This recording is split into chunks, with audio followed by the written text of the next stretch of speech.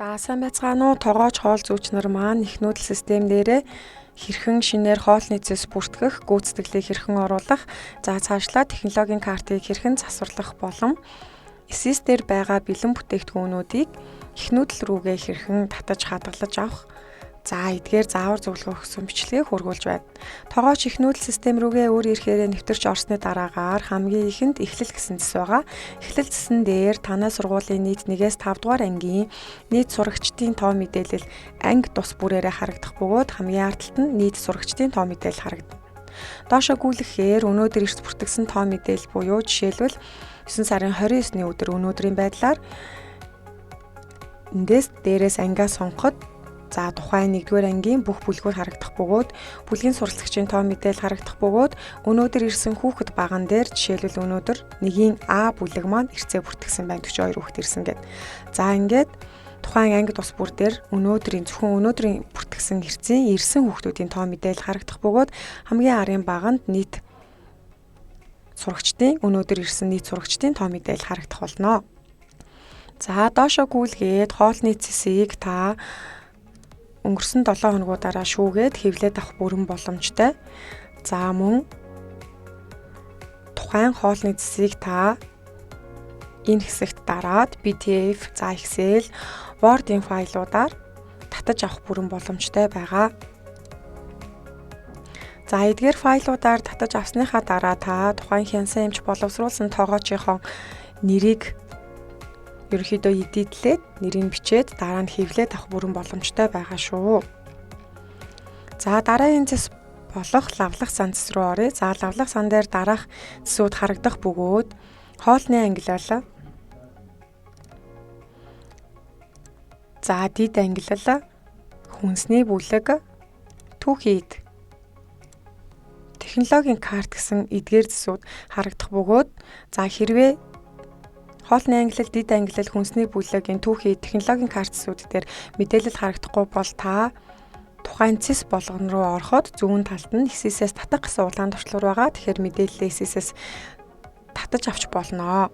За лавлах сан гэдэг нь ерөнхийдөө SIS-тэй ерөнхийдөө холбоо амралтай SIS-ийн талбар бөгөөд та лавлах сангаас бэлэн бүтээгдэхүүн зэс рүү ороход SIS-ээс татаж авсан нийт бэлэн бүтээгдэхүүнүүдийн төрлүүд чагсаж гарч ирнэ. За дараах 5 төрлөөр буюу талах нарийн боо, уух зүйлс, 2 дугаар хоол, салаад, зууш, 1-р хоол гэсэн 5 төрөлд хариалагдаад нийт ерөнхийдөө бэлэн бүтээгдэхүүнүүдээ ингээ шүүгээд харах бүрэн боломжтой. За мөн бүтээгдэхүүний нэрэн дээр тухайн бэлэн бүтээгдэхүүнээ бичээд хайх бүрэн боломжтой байгаа. За энэ бол SIS-ээс татагдаж орж ирсэн нийт бэлэн бүтээгдэхүүнүүдийн харагдаж байгаа. За тэгвэл та зөвхөн өөрийнхөө хоолны цэсэнд хамаарах SIS дээр байгаа хоол хүнснээс их нүүдэлтэй хадгалахыг хүсвэл жишээлбэл уух зүйлснээс тухайн хадгалах гэж байгаа бэлэн бүтээгдэхүүнүүдэд чагтлаад ааруулын шуу, сайлмны ундаа, анисны шус 3-ыг чагтлаад за их нүүдэлд хадгалах товчлуураа дарж тухайн бэлэн бүтээгдэхүүнүүдэд их нүүдэлтэй хадгална. За таны сая хадгалсан одоо бэлэн уух зүйлс мантай бэлэн бүтээгдэхүүн маань хоол үйлдвэрлэлцсний бэлэн бүтээгдэхүүнд хадгалагдана. За саяны хадгалсан уух зүйлсийг харъя да. Эдгээр 3 уух зүйлсийг хадгалсан байгаа энд харагдаж байна. За хэрвээ танай сургууль хоол зурж тоогоочийнх нь өөрийн гэсэн тусгай жороор SIS дээр байгаа хоол хүнс чинь одоо их нүүдэл дээр байхгүй бол их нүүдэл дээрээ шинээр хоол хүнсээ та бүртгэж болно. За хоол үйлдвэрлэлийн бэлэн бүтээгдэхүүнэн дээр дарж агаад хамгийн ард талд нь юм бүртгэх гэсэн нэмэх тэмдэгтэй хэсэг байгаа. Үүн дээр дараад тухайн SIS дээр байхгүй зөвхөн сургуулийнхаа өөрсдийнхөө хийдэг хоол хүнсийг шинээр бүртгэж байгаа хоол хүнснийхаа тухайн нэрийг бичнэ. За жишээлбэл энд бол одоо шар тостой боорцог ч юм уу те. За тухайн хоолны нэрийнхаа төрлийг сонгоод за тайлбар дээр бол тухайн түүхий эдийг бол товчхон бичиж болно. За 1-р гурил шар тос гэх мэтчлэн. Тэгээ цаашаа ингээ ерөөхдөө үргэлжлүүлээд ерөнхий орц найрлагаа бичиж болон тухайн хоолнд орсон. За хамгийн гол нь доор хэсэгт харагдж байгаа сонгонуудээр дарахад шар тостой борцгийнхоо түүхийн эдүүдийг та сонгох ёстой. За 1-р гурал ч юм уу те. За мөн өөр.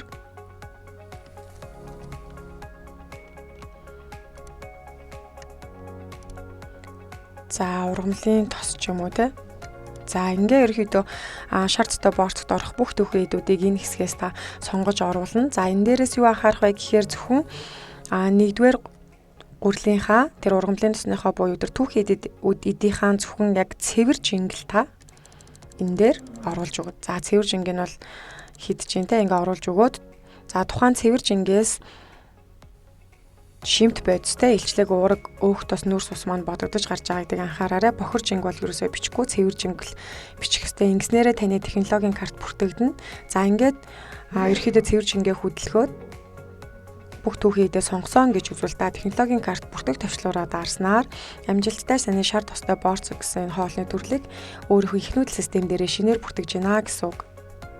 За ингээд ерөөхдөө энэ бэлэн бүтээгдэхүүн цэсээрээ та тухайн 5 төрлөөрөө шүүлтүүрдээд их нүүдэлтэй хадгалаастай байгаа ерөөхдөө хоол хүнсээ шүүгээд харах бүрэн боломжтой.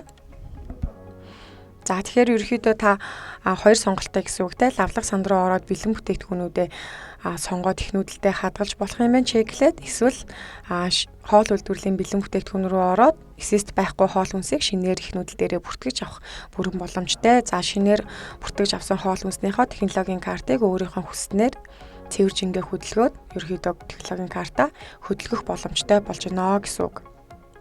За үүний дараагаар та хоолны цэс рүү бүгдээрээ оръё. За хоолны цэсийг бол 7 хоногор хийж болно. За өнгөрсөн 7 хоногуудын хоолны цэсийг нөхөж хийх бүрэн боломжтой. За хоолны цэсүүдээ та 7 хоног бүрээрээ ерөөхдөө шүүгээд харах бүрэн боломжтой. За жишээлбэл би 5 дугаар 7 хоног буюу 9 сарын 29-ноос 10 сарын 3 буюу энэ 7 хоногийн хоолны ерөөхдөө цэсээ оруулъя. За ингээд бага анги хоолны хуваар оруулах гэсэн нэмэх тэмдэг дээрээ дарахаар ерөөхдөө таны хадгалсан бүртгэсэнтэй их нүүдэлд бүртгэлтэй хоолнууд чинь ингээд хоолны төрөл болгон дээр дарахаар ингээд харагдана гэсэн үг. За ерөөхдөө салаа зуушин дээр дарахаар их нүүдэл системд ерөөсөө салаа зуушны төрөлд хоол бүртгээгүй байна гэсэн үг. Тэгэхээр та эсэс рүүгээ эсэсээсээ тухайн салаа зуушаа чеклээд их нүүдэлтэй хадгалж болно. Эсвэл шинээр хоол үйлдвэрлэлийн бэлэн бүтээгдэхүүнсэн дээр шинээр салаа зуушаа бүртгэж болно л гэсэн үг. За жишээлбэл 1-р хоол би 1-р хоол хэсгээс байцаатай шул 2-р хоолноос би за цөөвөн уух зүйлснээс би ансны шүүс гэсэн 3 сонголтыг сонгоод надад ерөөхдөө миний сонгосон хоолнуудыг харагдаж байна. За ингээд хадгалъя. За ингээд таны одоо даваа гарагтай 9 сарын 29-ны өдөр нийт илчлэг маань 1827 бол харагдаж байна. За эндээс би тухайн хоолны чинь ард талд байгаа энэ суман дээр дарахаар ерөөхдөө тухайн хоолнд багтах шимт хичээл илчлэг уург өөх тус нүрс усны хэмжээ харагдана. За хэрвээ яг энэ илчлэг бага байвал та үүнийг ихсэх бүрэн боломжтой. Энэ тех карт гэсэн технологийн карт засварлах гэсэн хэсгээр дараад цэвэр жингээ та хөдөлгөөд за тэгээд тодорхой хэмжээнд шимт бодис ч өгсөн. За ингээд технологийн картаа засварлах бүрэн боломжтой. За цаашлаад хэрвээ байцаатай шүлд энэ цөөвин гэсэн хоол биш байвал яах нь энэ суман дээрээ дараад энэ хоолыг хасаж болно. Ингээд устгагдж байгаа. За эсвэл энэ үзэгний зурган дээрээ дараад шинээр та өөрийн хийсэнтэй түрүүний шинээр бүртгэсэн шар тостой борцооны нэмбэл үнийгээ чагтлаад ингээд хадгалах бүрэн боломжтой шүү. За ингээд 7 хоногоороо хоолны цэсийг бол оруулж болно. За эндээс нэг зүйлийг анхаарна. Энэ өртөг гэсэн дүн тухайн одоо төгрөгөөр дэ мөнгөн дүнгээр харагдаж байгаа. Жишээлбэл нүртэг бол нэлээд бага 60 төгрөг гэж харагдаж байна те. Тэгэхээр энийг бол нэрэн маань түүхийн эдээрээ дамжуулаад өртгөө өсгөх бүрэн боломжтой. Хоол үйлдвэрлэл зэсний түүхийн эд зэс рүү ороод нэрэн маань энд бол тухайн одоо будаа амтны гаралтай хүнс чихэр үр тариа за бусад гэсэн ийм ерөөхдөө 5 төрлийн түүхийн эдүүд байгаа. За энэ түүхийн эд болгоны арт талд нь ийм үзэгний зураг байгаа. Жишээлбэл 1-р гурал одоо хилэн 1 кг нь те 5500 төгрөг байлаа гэхэд үзэгний зурган дээр дараад тухайн үнийн дүүний 100 грамд тооцогдох үнийн дүнг бичнэ. За 1 кг нь 550 бол 100 грам нь 550 төгрөг. Ингээд үнийн дүнгээ засварлаад ерөнхийдөө түүхийн эдийнхэн тус бүрчлээ ороод 2 дугаар хүрэл хэдийн ааруул хэдийн те килограммын үн нь хэдийн түүнээсээ тооцоолоод 100 граммын үнийг энд оруулна. Килограммын үнийг биш шүү. Энчнээсээ та түүхийн эдийнхийн дүнг засварласнараа ерөнхийдөө хоол нийцэнд харагдаж байгаа тухай хоол хүнсний өртөг тодорхой хэмжээнд мэдээж нэмэгдэх боломжтой шүү. За хоолны цэсийг оруулж байж гүйцэтгэл оруулна. Хоолны цэс орохгүй байвал гүйцэтгэл орж болохгүй гэдгийг анхаараарай. За гүйцэтгэл дээр дараад өдрийн гүйцэтгэлийг оруулна. Хоолны цэсийг бол 7 хоногор оруулж болно. За гүйцэтгэлийг бол зөвхөн өдөрт нь оруулна гэдгийг анхаарай шүү. За гүйцэтгэлийг бол анги өдөрцөн багш нар эрцийг одоо бүртгэсний дараагаар гүйцэтгэлийг оруулах боломжтой. Эрц бүртгэгдээгүй бол гүйцэтгэл орох ямар ч боломжгүй. За жишээлбэл би өнгөрсөн 7 хоногийн буюу одоо 4-р 7 хоногийн за баасан гаригийн гүйцэтгэлийг оруулах гэдэг хэрэнд бол хоолны цэс байхгүй учраас гүйцэтгэл юусаа гарч ирэхгүй. За тэгвэл би сая 5-р 7 хоногийн одоо даваа гаригийн буюу өнөөдрийн те би сая хоолны цэс оруулчихсан учраас энд гүйцэтгэл оруулах хэсэг гарч ирнэ. За энэ 3 хоол би оруулсан те байцаатай шүл, анисны шүүс, шар төстэй борцог гэд 3 ерөөдөө хоол хүнс маань гарч ирж байна. За гүйцэтгэл оруулах гэсэн хэсэг дээрээ дараад гүйцэтгэлийн тайлбар дээр бол та за тухайн хоол хүнснийхаа ерөнхий орц найрлагыг бичиж болно. Эсвэл өөрт дараа нь тайлан дээр яг ямар тайлбар шаардлагатай энэ гүйцэтгэлийн тайлбар дээр юу бичих яг тухайн хүүхдийнхаа ирсэн тоо мэдээлэл ч юм уу танаас сургуулиудад юу бичиж болохын тэрийг өөртөө мэдээд бичиж болно. Гүйцэтгэлийн тайлбарыг бичихгүй ч ясан болно. За ингээ хамгийн гол нь тухайн хоолнуудынхаа зургийг оруулах нь чухал. За жишээлбэл би энэ дээр одоо яг тухайн хийсэн хоолныхоо бодит зургийг оруулах нь зөв. Тэрнээс шиг интернетээс авсан зургийг бол оруулж болохгүй шүү. Тэгэхээр би энэчнээс тест маягаар учраас өөр зураг оруулчихъя. За ингээд зураг хадгална.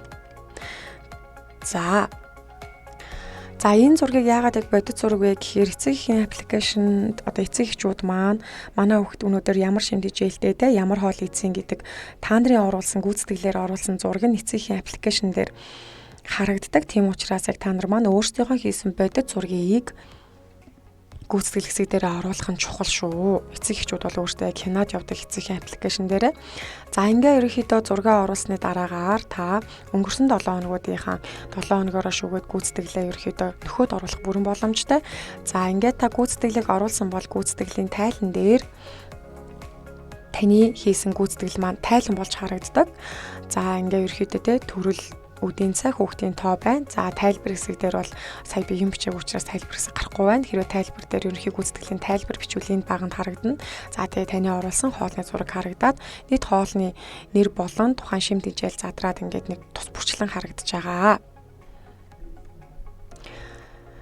За хоолны цэс дээр би нэг зүйл анхааруулж хэлье. За энэ дээр харагдаж байгаа 151-13 ккал бол энэ 3 хоолны нийлбэр одоо шимт хичээл шүү гэдгийг анхаараарай. За ингээд анхаарал хандуулсанд баярлалаа.